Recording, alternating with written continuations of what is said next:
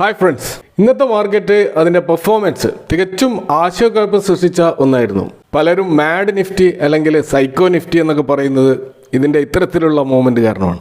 കാരണം previous close ആയിട്ടുള്ള 23,526 നിന്നും ഒരു ഗ്യാപ്പ് അപ്പ് ഓപ്പണിങ്ങിലൂടെ വലിയ പ്രതീക്ഷ നൽകിക്കൊണ്ടാണ് നിഫ്റ്റി ഓപ്പൺ ചെയ്തത്. 23,551 ഓപ്പൺ ചെയ്തു. പക്ഷെ പിന്നീട് അതിൻ്റെ ലോ ആയിട്ടുള്ള 23,344 പോയി. അത് വളരെയധികം ഡേഞ്ചറസ് ആയിട്ടുള്ള ഒരു പോക്കായിരുന്നു. തീർച്ചയായിട്ടും മാർക്കറ്റിൽ വലിയ തോതിൽ നിരാശ സൃഷ്ടിച്ച ഒരു പോക്കായിരുന്നു. പക്ഷേ പിന്നീട് ഒരു റിക്കവറി നടക്കുകയും 23,596 എന്ന ഡേ ഹൈ ക്രിയേറ്റ് ചെയ്യുകയും ചെയ്തു. എന്നാൽ പിന്നീട് അഗെയിൻ മറ്റൊരു സെല്ലിംഗ് നടക്കുക. അങ്ങനെ 23,440 എന്നുള്ള ലെവലിലാണ് നിഫ്റ്റി ക്ലോസ് ചെയ്തിട്ട് നമുക്ക് കാണാൻ കഴിയുന്നത്. അപ്പോൾ ഇന്നത്തെ ഫോറിൻ ഇൻവെസ്റ്റേഴ്സിന്റെ സെല്ലിംഗ് ഡാറ്റ നമ്മൾ നോക്കിക്കഴിഞ്ഞാൽ അവരുടെ സെല്ലിംഗ് വളരെയധികം കുറഞ്ഞതായിട്ട് കാണാം. 2,000 കോടിയുടെ ഒരു റേഞ്ചിലാണ് സെല്ലിംഗ് നടന്നിട്ടുള്ളത്. എന്നാൽ ഇന്നലെ അത് 7,000 കോടിക്ക് മുകളിലായിരുന്നു. അപ്പോൾ അവിടെ FII സെല്ലിംഗ് ഇന്നത്തെ മാർക്കറ്റിനെ വലിയ തോതിൽ ബാധിച്ചിട്ടില്ല. പക്ഷെ മൊത്തത്തിൽ നമ്മൾ FIIസിൻ്റെ ആ ഒരു സെല്ലിംഗ് നോക്കുകയാണെങ്കിൽ കഴിഞ്ഞ 3-4 മാസങ്ങളിൽ ഇപ്പോൾ സെപ്റ്റംബറിൽ അത് ഒരു പച്ചകത്ത് നിൽക്കുന്ന 12,611 കോടിയുടെ നെറ്റ് ബയേഴ്സായിട്ട് ഫോറിൻ ഇൻവെസ്റ്റേഴ്സ് നിന്നിരുന്നു. ആ സെപ്റ്റംബറിന് ശേഷം പിന്നീട് ഒരിക്കൽ പോലും ഫോറിൻ ഇൻവെസ്റ്റേഴ്സ് നെറ്റ് ബയേഴ്സ് ആയിട്ടില്ല. ഒക്ടോബറിൽ 1,14,000 കോടിയുടെ റെക്കോർഡ് സെല്ലിംഗ് ആണ്. നവംബറിൽ 45,000 കോടിയുടെ സെല്ലിംഗ് ആണ്. ഡിസംബറിൽ 16,000 കോടിയുടെ സെല്ലിംഗ്. ആ സെല്ലിങ്ങിൻ്റെ തീവ്രത കുറഞ്ഞു വന്നിട്ടുണ്ടെങ്കിലും അവരെപ്പോഴും നെറ്റ് സെല്ലേഴ്സ് ആയിട്ട് തന്നെ തുടരുകയാണ്.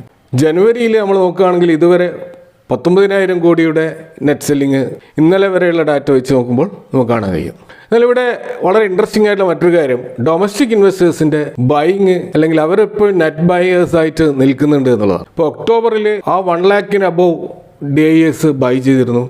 നവംബറിൽ 44,000 crores ഒരു ബൈങ് നടന്നിരുന്നു. ഡിസംബറിൽ 34,000 വമ്പിച്ച ബൈങ് ആണ്. ആ ഒരു ബൈങ് ആണ് മാർക്കറ്റ് വലിയ തോതിൽ തകരാതെ പിടിച്ചു നിർത്താൻ കാരണം. അതുപോലെ ഈ ജനുവരിയിലും ഏകദേശം 20,000 കോടിയുടെ നെറ്റ് ബൈങ് ഡൊമസ്റ്റിക് ഇൻവെസ്റ്റേഴ്സ് നടത്തിയായി കാണും. അപ്പോൾ ഇവിടെ നാം കാണുന്ന ഒരു കാര്യം, എപ്പോഴൊക്കെ ഫോറിൻ ഇൻവെസ്റ്റേഴ്സ് സെൽ ചെയ്യുന്നു അപ്പോഴൊക്കെ ഡൊമസ്റ്റിക് ഇൻവെസ്റ്റേഴ്സിന് ബൈ ചെയ്യാൻ പറ്റുന്നുണ്ട്. അപ്പോൾ ഇത്രമാത്രം ബൈ ചെയ്യാൻ ഡൊമസ്റ്റിക് ഇൻവെസ്റ്റേഴ്സിനെ ശക്തമാക്കുന്നതിൻ്റെ ഒരു കാരണം മ്യൂച്വൽ ഫണ്ട് വഴി നല്ല തോതിലുള്ള പണം ഇക്വിറ്റി മാർക്കറ്റിലേക്ക് ഒഴുകുന്നത് കൊണ്ടാണ്. അപ്പോൾ ഏറ്റവും ഒടുവിലത്തെ മ്യൂച്വൽ ഫണ്ട് ഡാറ്റകളെയും അതുപോലെ മോർഗൻ സ്റ്റാൻലി എന്നുള്ള ബ്രോക്കറേജ് ഹൗസ് സജസ്റ്റ് ചെയ്ത ചില സ്റ്റോക്കുകളെ കുറിച്ചും അതിൻ്റെ ടാർഗറ്റിനെ കുറിച്ചും ഒക്കെയാണ് ഈ വീഡിയോയിൽ ചർച്ച ചെയ്യുന്നത്.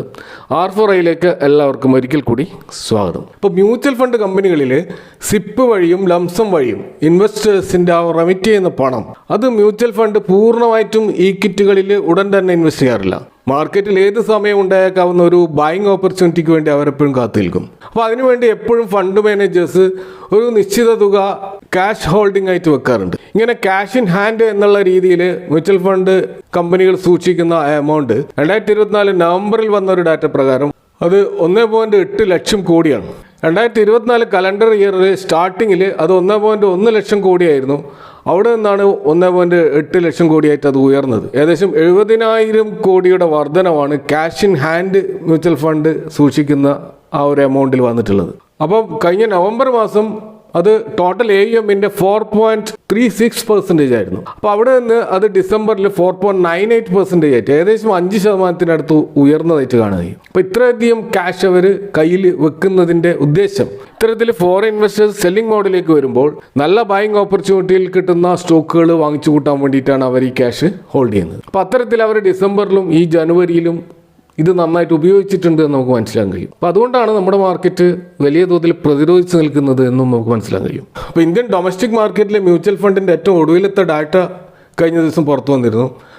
അതിൽ കാണുന്നത് സിപ്പ് അക്കൗണ്ടുകളുടെ എണ്ണം അത് 10,22,00,000 ആയിരുന്നു നവംബറിൽ ഉണ്ടായിരുന്നത്. അത് 10,32,00,000 ഉയർന്നിട്ടുണ്ട്. ഇപ്പോൾ നോക്കുക, മാർക്കറ്റ് ഇത്രമാത്രം ഡൗൺ ട്രെൻഡിൽ പോയിട്ടും അല്ലെങ്കിൽ ഇൻവെസ്റ്റേഴ്സ് വലിയ നിരാശരായിരുന്നിട്ടും സിപ്പിൻ്റെ അക്കൗണ്ടുകളുടെ എണ്ണത്തിൽ വർധനമാണ് ഉണ്ടായിട്ടുള്ളത്.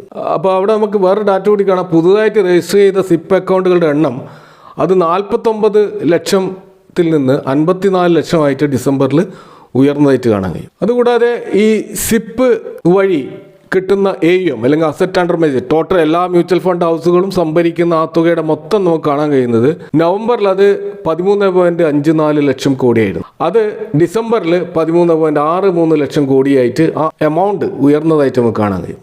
അപ്പോൾ ഇത് സൂചിപ്പിക്കുന്ന ഒരു കാര്യം, ഇൻവെസ്റ്റേഴ്സ് കൂടുതൽ എഡ്യൂക്കേറ്റഡ് ആയിക്കൊണ്ടിരിക്കുകയാണ്. മാർക്കറ്റിൽ ചെറിയ തോതിലുള്ള ഒരു കറക്ഷൻ വരുമ്പോഴേക്ക് വലിയ തോതിൽ പാനിക് ആവാതെ അവരുടെ മ്യൂച്വൽ ഫണ്ട് ഇൻവെസ്റ്റ്മെൻറ്റ് സിസ്റ്റമാറ്റിക്കായിട്ട് തുറന്നുകൊണ്ടേയിരിക്കുകയാണ്. അതിൻ്റെ ഭാഗമായിട്ട് മ്യൂച്വൽ ഫണ്ട് ഹൗസുകളുടെ കയ്യിൽ നല്ല തോതിൽ പണം വരുന്നു.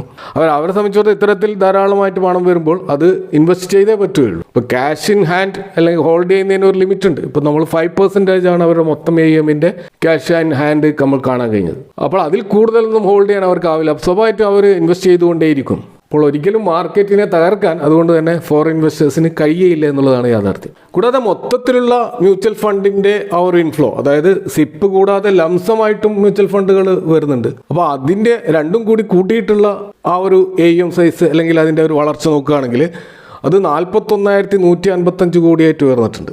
അപ്പോൾ അത് ഏകദേശം മന്ത് ഓൺ മന്തിൽ 15% ഒരു വർധനമാണ്. അപ്പോൾ ആ ഒരു 41,155 കോടി ഡിസ്ട്രിബ്യൂട്ട് ചെയ്യപ്പെട്ടതെന്ന് നോക്കിക്കഴിഞ്ഞാൽ അവിടെ ഏറ്റവും അധികം ആളുകൾ ഇൻവെസ്റ്റ് ചെയ്തതിൽ സെക്ടോറൽ അല്ലെങ്കിൽ തീമാറ്റിക് ഫണ്ടുകളിലാണ് ഏറ്റവും കൂടുതലായിട്ട് ആളുകൾ ഇൻവെസ്റ്റ് ചെയ്യുന്നത്. ഏകദേശം 15,331 കോടി അതിലേക്കാണ് പമ്പ് ചെയ്തിട്ടുള്ളത്. ഉദാഹരണത്തിന് ഈ renewable energy segment, electric vehicle segment, അതുപോലെ ഡിഫൻസ് സെഗ്മെന്റ്, റെയിൽവേ ഇങ്ങനെ തീമാറ്റിക് ആയിട്ടുള്ള ഫണ്ടുകളിലേക്കാണ് കൂടുതലായിട്ട് ഈ പണം ഒഴുകുന്നത് എന്നുള്ളതാണ് നമുക്ക് മനസ്സിലാക്കാൻ കഴിയുന്നത്. കൂടാതെ ബ്രോഡ് മാർക്കറ്റ് നമ്മൾ നോക്കിക്കഴിഞ്ഞാൽ ഏറ്റവും കൂടുതൽ പണം ഒഴുകുന്നത് മിഡ് ക്യാപ് ഫണ്ടുകളിലേക്കാണെന്ന് കാണാം. 5,000 കോടിക്ക് മുകളിലേക്ക് അവിടെയാണ് പണം ഒഴുകിയത്. സ്മോൾ ക്യാപ്പിനേക്കാൾ കൂടുതൽ മിഡ് ക്യാപ്പിലേക്കാണ്, അത്തരം സ്റ്റോക്കുകളിലേക്കാണ് ഇൻവെസ്റ്റേഴ്സ് കൂടുതൽ ശ്രദ്ധ കേന്ദ്രീകരിക്കുന്നത് എന്ന് മനസ്സിലാക്കാൻ കഴിയും.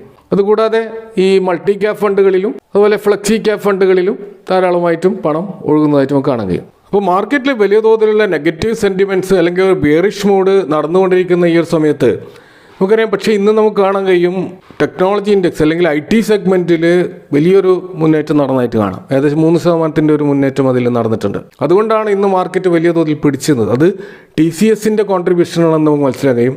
കാരണം റിസൾട്ടിനോടനുബന്ധിച്ച് TCSൽ വന്നിട്ടുള്ള ധാരാളം കമൻട്രികൾ അതൊക്കെ വലിയ തോതിലുള്ള ഒരു പോസിറ്റീവ് സെൻറ്റിമെൻറ്റ്സ് മൊത്തം IT സ്റ്റോക്കുകൾ സൃഷ്ടിച്ചിട്ടുണ്ട്. അപ്പോൾ അതിൻ്റെ ഭാഗമായിട്ട് IT സെഗ്മെൻറ്റിൽ വലിയൊരു മുന്നേറ്റം. അപ്പോൾ മൊത്തത്തിൽ IT കമ്പനികളിൽ ഉണ്ടാകാൻ പോകുന്ന റിസൾട്ടുകൾ നന്നായിരിക്കും എന്നുള്ള ഒരു പ്രതീക്ഷ എല്ലാവർക്കും ഉണ്ട്. കൂടാതെ അമേരിക്കൻ എക്കണോമി റിക്കവർ ചെയ്യുന്നത് കൊണ്ട് നമ്മൾ ഇന്ത്യൻ മാർക്കറ്റിലെ IT സെഗ്മെൻറ്റിലെ പ്രധാനപ്പെട്ട ക്ലയൻസൊക്കെ അമേരിക്ക ബേസ്ഡ് ആയതുകൊണ്ട് തന്നെ ഈ സ്റ്റോക്കുകളിൽ മൊത്തത്തിൽ ഫോറിൻ ഇൻവെസ്റ്റേഴ്സ് നല്ല തോതിൽ ബുള്ളിഷാണ് എന്ന് നമുക്ക് മനസ്സിലാക്കാൻ കഴിയും.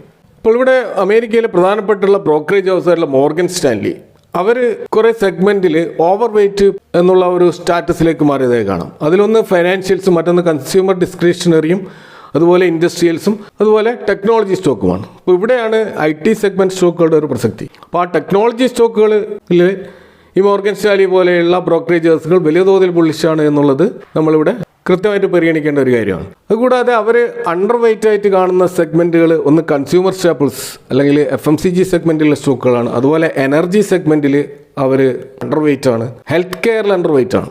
അതും നമ്മൾ ശ്രദ്ധിക്കേണ്ട ഒരു കാര്യമാണ്. അതുപോലെ യൂട്ടിലിറ്റീസ് ആൻഡ് മെറ്റീരിയൽസിലും അവർ അണ്ടർ വെയ്റ്റ് ആണ്. അപ്പോൾ ഇത്തരം സെഗ്മെൻറ്റുകൾ അവഗണിച്ചുകൊണ്ട് മുകളിൽ പറഞ്ഞിട്ടുള്ള ആ ഫൈനാൻഷ്യൽസ്, കൺസ്യൂമർ ഡിസ്ക്രിഷണറി, അതുപോലെ ഇൻഡസ്ട്രിയൽസ്, ടെക്നോളജി സ്റ്റോക്കുകൾ ഇതൊക്കെയാണ് അവർ വലിയ തോതിൽ ബുള്ളിഷായിട്ട് പറയുന്നത്.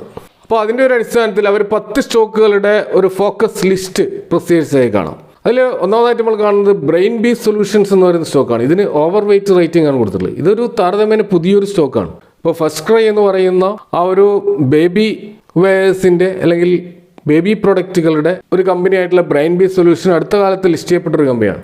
അപ്പോൾ അതിലാണ് ഇവർ കാര്യമായിട്ട് ബുള്ളിഷ് ആയിട്ടുള്ളത്. അതിൻ്റെ ടാർഗറ്റ് പ്രൈസ് അവർ നിശ്ചയിച്ചിരിക്കുന്നത് 818 എന്നുള്ള ടാർഗറ്റാണ്. മറ്റൊന്ന് മാരുതി സുസുക്കിയാണ്. അതിനും ഓവർ വെയ്റ്റ് റേറ്റാണ് കൊടുത്തിട്ടുള്ളത്.